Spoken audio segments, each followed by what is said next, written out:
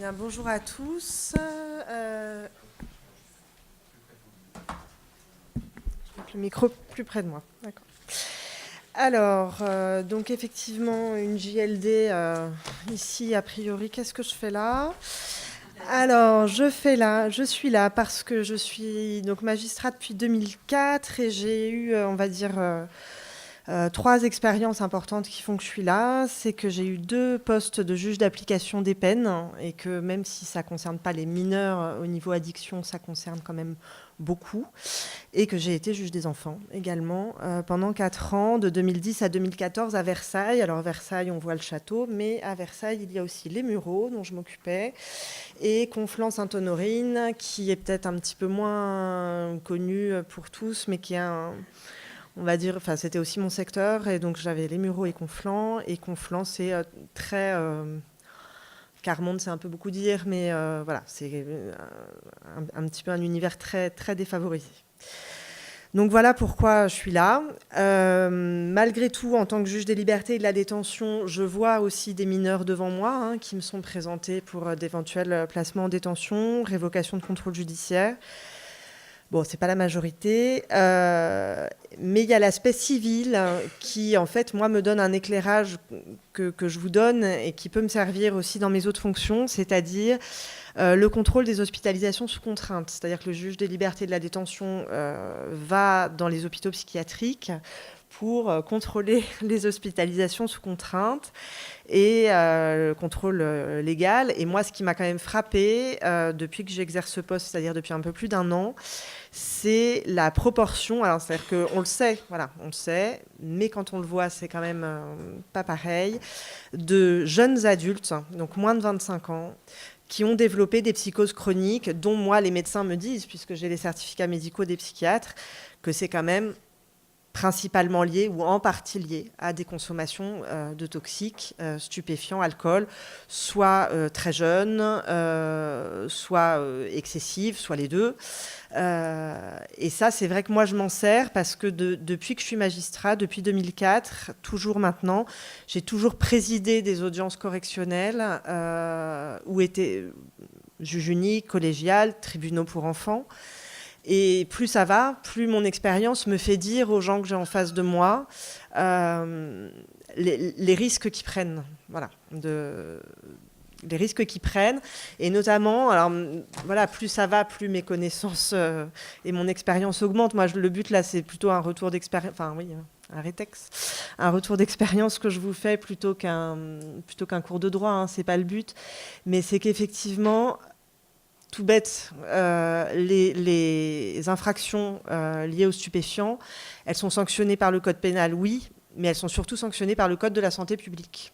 Et donc je leur dis, bah oui, ça c'est prévu par le code de la santé publique. Pourquoi c'est prévu par le code de la santé publique? Parce que ça concerne la santé publique, parce que c'est grave, parce que ça porte des atteintes à votre cerveau.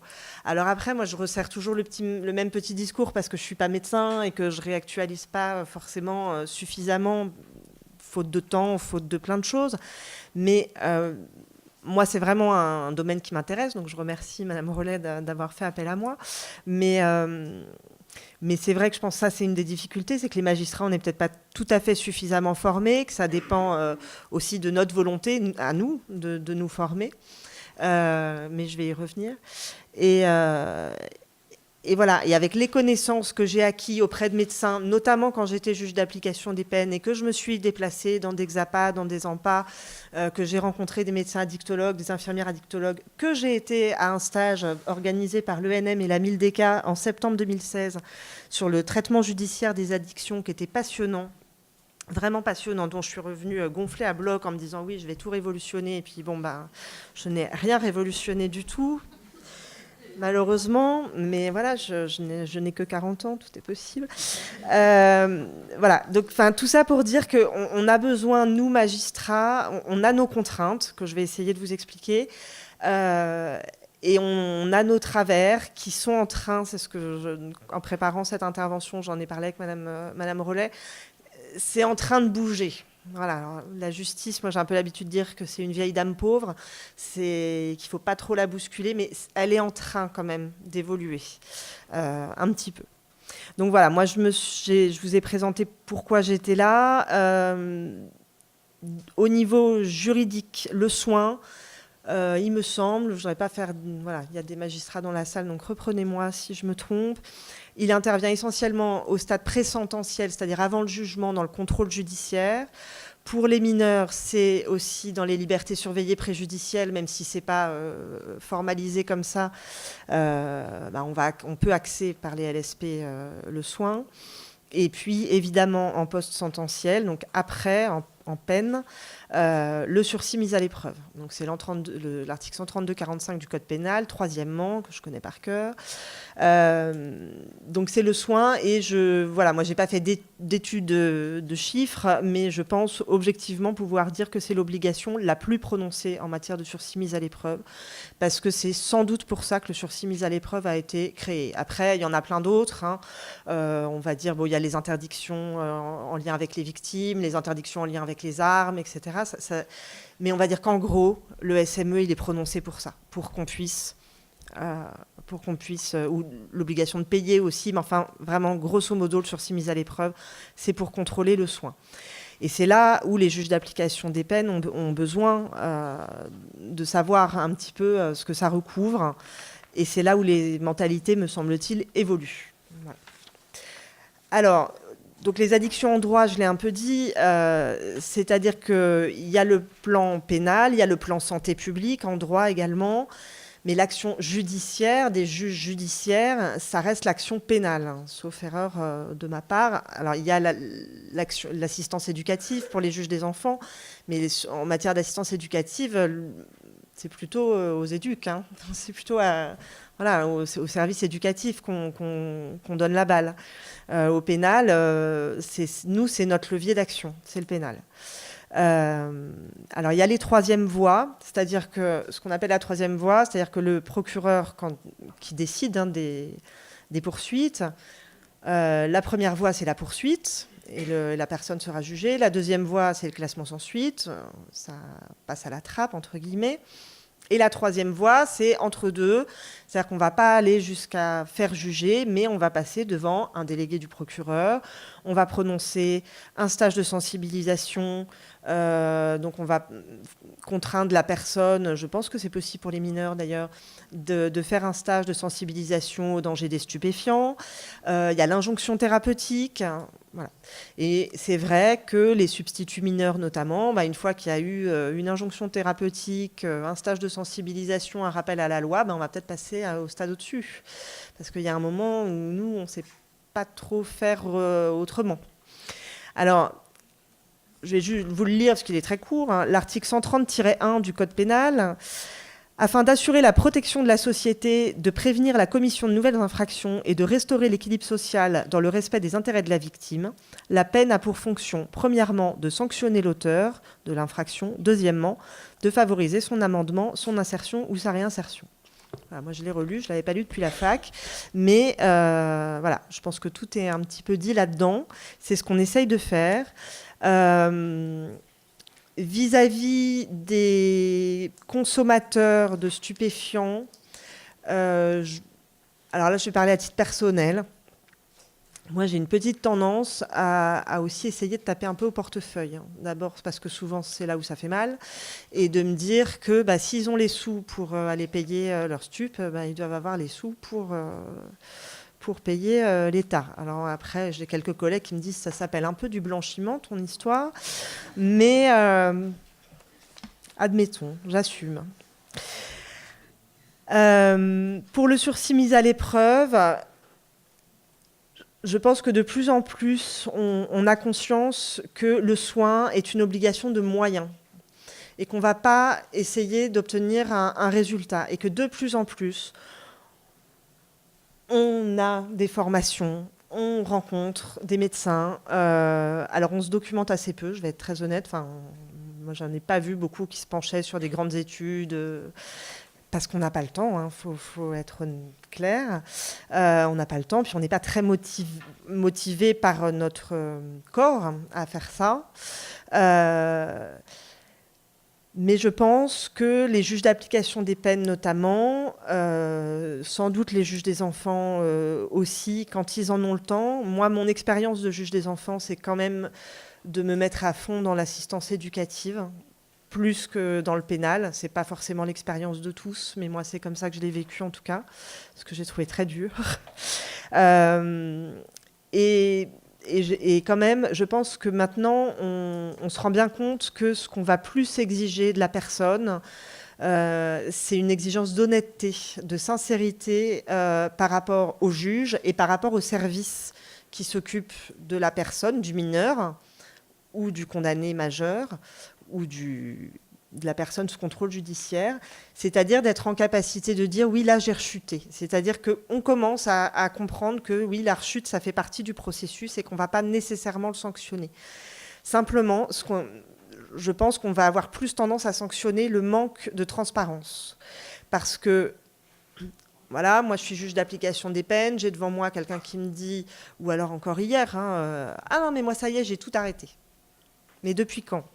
Depuis là, ma dernière interpellation, là, il y a 6 mois. Je dis, c'est bien, mais votre casier judiciaire montre que vous êtes dans les stupes depuis 2005. Pourquoi a-t-il fallu attendre votre interpellation de mars 2018 pour tout arrêter ? Et dans ma tête, je ne le dis pas, mais je pense qu'il a dû dire ça depuis 2005 assez régulièrement. J'ai tout arrêté depuis la dernière fois. Et sans doute, c'est vrai, ou en partie vrai, mais nous, on s'en fiche, quoi. On veut pas. Je pense que de plus en plus, j'espère, on s'en fiche qu'ils nous disent non, j'ai pas tout arrêté, je suis dedans jusqu'au cou et j'en peux plus. À la limite, ce serait plus. On travaillerait mieux comme ça. Et donc les quelques-uns qui arrivent à le dire, non mais là, ça va pas. C'est super. C'est super. Évidemment que c'est plutôt un échec sur un plan personnel, mais ça va permettre de travailler là-dessus.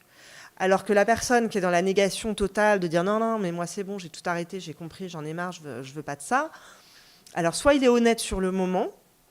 Moi, personnellement, j'ai eu l'impression que notamment pour les toxicomanes, il y avait une honnêteté, une grande franchise sur le moment, mais alors extrêmement variable.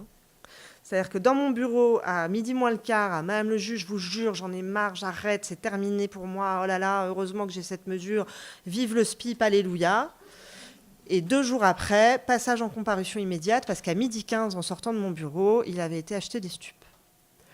Et pourtant, j'y croyais, quoi. Donc, je reste un peu naïve, et je pense qu'on ne peut pas être magistrat sans être... Et lui aussi. Mais voilà, mais c'est ce que je pense. Vraiment, je le pense. Pas pour tous, mais pour certains. C'est pour ça que je parle d'une sincérité pas durable. Voilà, mais une grande sincérité au moment, c'est-à-dire que vraiment, c'est ce qu'il veut, c'est vraiment ce qu'il croit. Et puis, la proposition est trop forte. Bon. Donc ça, j'ai vu ça en milieu ouvert, j'ai vu ça en milieu fermé. Je vais vous accorder l'aménagement de peine, c'est votre première incarcération. Vous êtes dans les stupes jusqu'au cou, mais voilà, vous êtes volontaire, on va y arriver.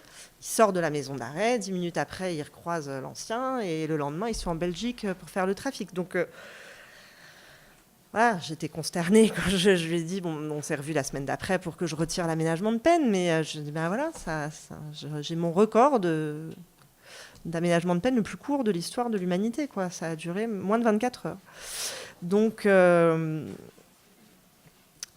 mais ça rentre chez nous parce qu'on discute avec les partenaires et qu'effectivement, on n'est plus dans la sanction immédiate. Alors peut-être plus là un aménagement de peine avec un trafic. Il va en Belgique, il fait de l'importation. Là, moi, j'ai pas trop d'état d'âme.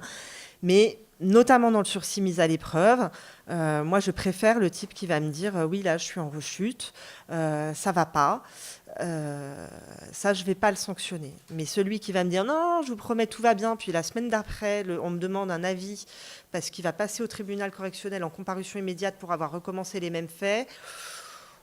Là, j'estime qu'il s'est moqué de moi. Et concrètement, dans les avis qu'on nous demande, juge d'application des peines, quand les personnes repassent en audience alors qu'ils sont suivis par nous, voilà, je parle de moi, mais j'étais dans des services avec d'autres collègues, et je pense qu'on est quand même tous un peu là-dedans, c'est de se dire, écoutez, en ce moment, il va pas bien, il a plein de difficultés, parce qu'en général, enfin, vous le savez tous, hein, mieux que moi, c'est-à-dire que les difficultés s'accumulent, donc on perd le boulot, on perd la femme, il y a la maman qui a un cancer, il y a l'oncle qui est décédé, le copain qui... Enfin bon, il n'y a plus rien qui va, et donc c'est des moments où on replonge. Et ça, le condamné qui va expliquer, bah oui, non, moi là, j'ai plus rien qui va, donc ça va pas, on peut l'entendre, voilà, on est des êtres humains, et donc on peut l'entendre. Et donc s'il repasse à l'audience correctionnelle, on va dire, oui, bah, il traverse une très très mauvaise passe, il va prendre une peine, c'est peut-être pas la peine d'en rajouter en révoquant. Alors que le type qui nous a dit non, non, tout va bien, moi je suis sorti de là, etc. Donc c'est pour ça que vraiment l'exigence de transparence et d'honnêteté me paraît plus importante que le réel parcours que va impliquer cette transparence et cette honnêteté. C'est-à-dire de nous dire ça va mieux, ça va moins bien, etc. C'est sans doute beaucoup plus difficile à obtenir de la part des mineurs. Voilà, ça, je laisse en suspens. Alors la justice, bah voilà, moi j'ai apporté le code pénal, hein, il n'est pas très rigolo, mais c'est la loi et c'est interdit. Et moi en correctionnel ou en comparution sur reconnaissance préalable de culpabilité ou ce genre de choses, bah, je leur dis mais est-ce que vous allez piquer dans les magasins? Et des gens me regardent, ah bah non. Bah oui, mais fumer des stupéfiants c'est interdit. Alors on en pense qu'on veut, mais c'est interdit. Et ça, ils ont du mal, quoi. Et j'ai été juge correctionnel à la grande période où tous les ministres racontaient leur jeunesse de tests de stupéfiants. C'était compliqué, hein. C'était compliqué en correctionnel de sanctionner ces gens qui disaient « Ouais, bah, le ministre, là, il dit qu'il a fumé aussi. » Oui, voilà, c'était pas facile. Donc il y a aussi ce discours-là. Qu'est-ce qu'on renvoie comme discours sur le cannabis, sur les stupéfiants? Moi, ma conviction très personnelle, mais je ne suis pas médecin, c'est que c'est objectivement très dangereux. Voilà. Et en tout cas, avant 25 ans, c'est ce que je leur dis. Je leur dis, avant 25 ans, si j'ai bien compris, il y a encore des connexions neuronales qui se font. Le cerveau est encore en construction. Et c'est là où c'est très dangereux. Et moi, je le vois. Je le vois à l'hôpital psychiatrique. Je l'ai vu en prison. Des gens qui ont, qui n'ont plus, qui sont psychotiques, à vie, chroniques, du fait de ça.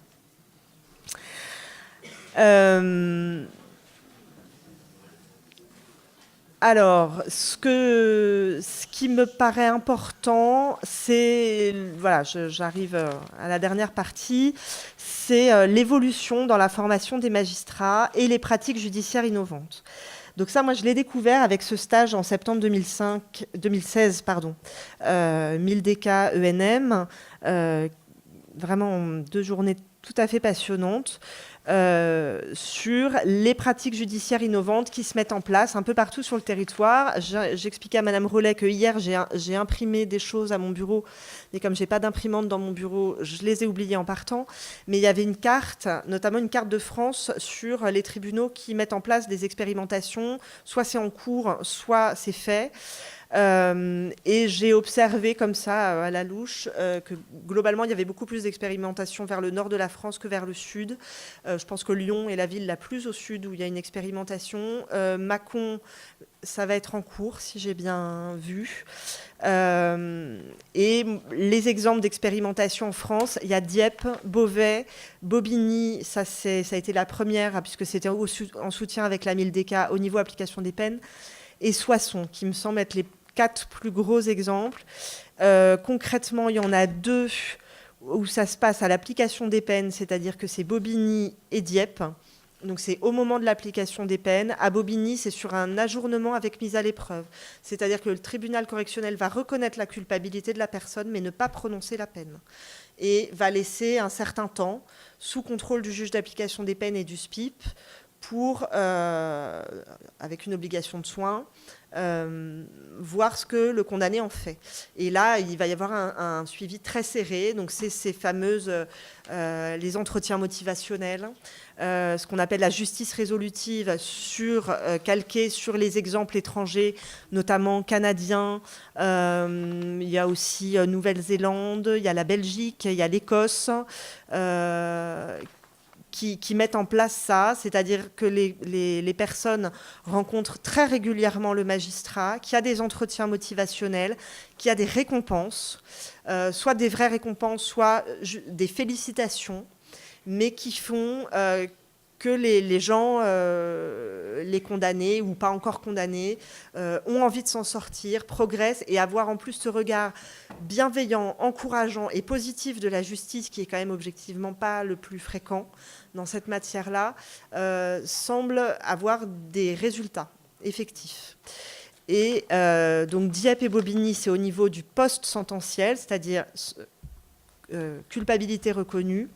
Beauvais, Soissons, c'est le pré-sententiel, c'est-à-dire que c'est des projets faits par le procureur en préalable à son choix de poursuite, classement, poursuite ou classement. Voilà. Et qu'il pourra y avoir des classements si pendant un certain temps, et là c'est un substitut qui s'y colle, de voir les gens tous les 15 jours, de les recevoir, sachant qu'ils sont suivis aussi par des travailleurs sociaux. Enfin voilà, il y a des sélections en fonction des profils de consommateurs, etc. Le procureur de Beauvais donc, évoque ces entretiens motivationnels, le respect de l'individu. Alors, il y a des obligations, par exemple, changer les puces de téléphone. Bon, au niveau stupéfiant, on peut tous imaginer à quoi ça sert. Il faut rompre avec les fournisseurs de stupéfiants, rompre avec les relances quotidiennes.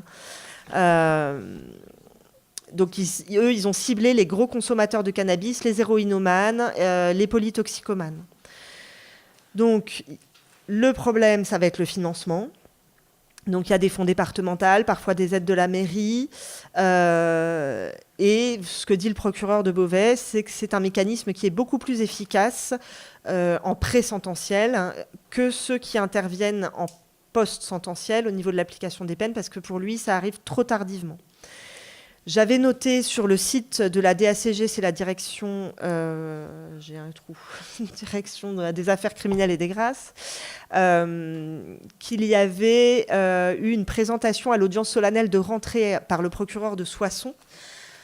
Alors ça a l'air de rien, les audiences solennelles de rentrée, on peut se dire c'est un peu ronflant, sauf qu'aux audiences solennelles de rentrée, il y a des personnalités politiques du coin, il y a les directeurs de PJJ, les directeurs d'établissements pénitentiaires, les directeurs de... Enfin voilà, il y a toutes ces personnalités qui entendent le discours du procureur, et ça c'est important. Donc quand le procureur de Soissons, à son audience solennelle, explique qu'il va mettre en place l'entretien motivationnel, la justice résolutive, parce que le but est de résoudre les problèmes, et que finalement, à long terme, ça coûtera moins cher, parce que c'est ça aussi, c'est le nerf de la guerre, on le sait tous, il y a l'argent, et que même si à court terme, ça implique de mettre les gros moyens, à long terme, et les pays étrangers semblent l'avoir démontré, ça coûte moins cher, parce qu'on va faire diminuer les addictions, donc diminuer les problèmes de santé, etc. Et mon prédécesseur a démontré... Alors, si j'ai bien compris, il faut suivre la suite, voir ce que ça va donner après, est-ce qu'il y aura une explosion ou pas, mais quand même, grosso modo, on voit une diminution.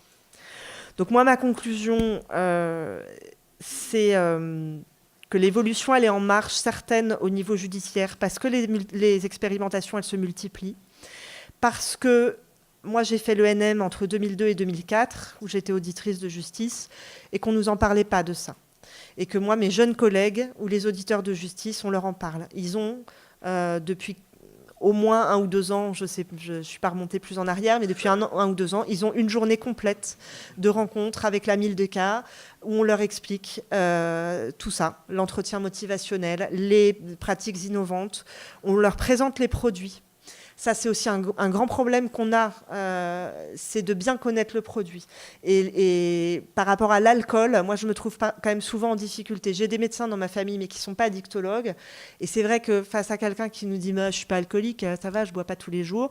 Donc, je sais qu'être alcoolique, ce n'est pas forcément boire tous les jours, que ce n'est pas forcément boire dès qu'on se lève. Mais je vais avoir du mal à leur répondre, parce que moi, je ne suis pas médecin. Et tout ce que je peux leur répondre, moi, c'est leur casier judiciaire. Vous n'êtes peut-être pas alcoolique, monsieur, mais voilà, on rentre dans ce critère qui est « j'ai eu des problèmes liés à l'alcool, puisque j'ai été déjà condamnée 4 fois, 5 fois pour des problèmes liés à l'alcool, que j'ai perdu mon boulot, qu'avec ma femme, ça ne va pas, et que voilà. Donc, je peux leur répondre là-dessus, mais je ne peux pas leur répondre sur un plan médical parce que je n'ai pas les connaissances suffisantes. Moi, mes connaissances, elles sont toutes petites. C'est en matière de ce que moi, je peux exiger, c'est-à-dire les analyses. Et qu'effectivement, les analyses, et ça m'a été confirmé par une infirmière addictologue lors de ce stage, donc j'étais un petit peu contente parce que souvent, le SPIP rechigne beaucoup à demander des analyses en disant « Ah, mais on est dans le contrôle ». Ben oui, on est dans le contrôle, obligatoirement.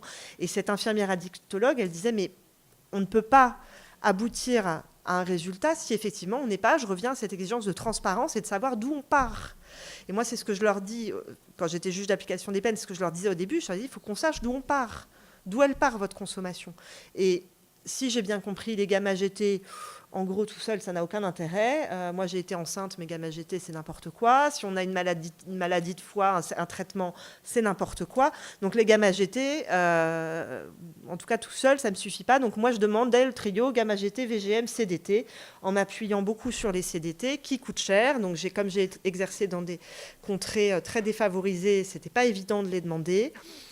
Ça coûte cher, mais au moins on voit bien. Et c'est vrai que quand on voit des personnes avec des gamma GT à 12%, avec des CDT à 12%, on se dit qu'il y a du travail, sachant que la norme maximale est à 1,7 ou 1,8.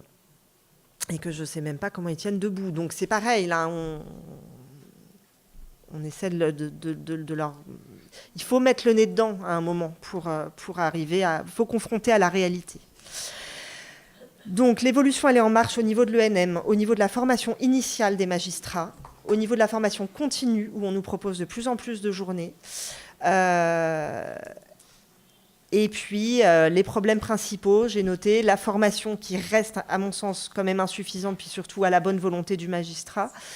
Le temps, c'est une certitude. J'ai essayé de faire remplir les formulaires à mes collègues. Il y en a une, c'est limite le pistolet sur la tempe que je lui ai fait remplir en cochant moi-même les cases, en disant « Bon, tu répondrais quoi ? Je vais cocher pour toi ».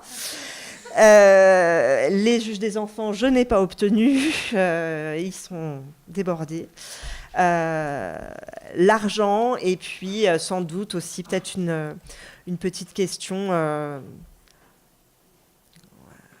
politique, c'est un bien grand mot, mais idéologique, voilà, comment c'est perçu tout ça. Tout cet argent qu'on met sur des délinquants, sur des toxicomanes, sur des alcooliques, quelle est la plus-value pour tous ? Moi, j'en suis bien convaincue, hein, mais il faut que tout le monde le soit. Je pense que dans cette salle, tout le monde l'est. Le tout est de transmettre ce message. Il faut voir comment ont été reçues les idées de salle de shoot, par exemple, pour voir que c'est pas si simple. Merci. Rapidement, d'abord, merci pour votre sincérité, parce que c'est vraiment intéressant de partir sur un discours comme ça et sur une réalité vécue et qui nous renvoie à tous les problèmes quotidiens qu'on peut avoir les uns les autres avec des regards différents. Alors, à propos de sincérité, je comprends très bien que vous attendiez celle des justiciables, je ne sais pas, je dis comme ça, jeunes ou moins jeunes, qui viennent devant vous pour que, s'ils ont chuté, qu'ils le disent, quoi. Enfin, c'est vrai, c'est quand même plus simple.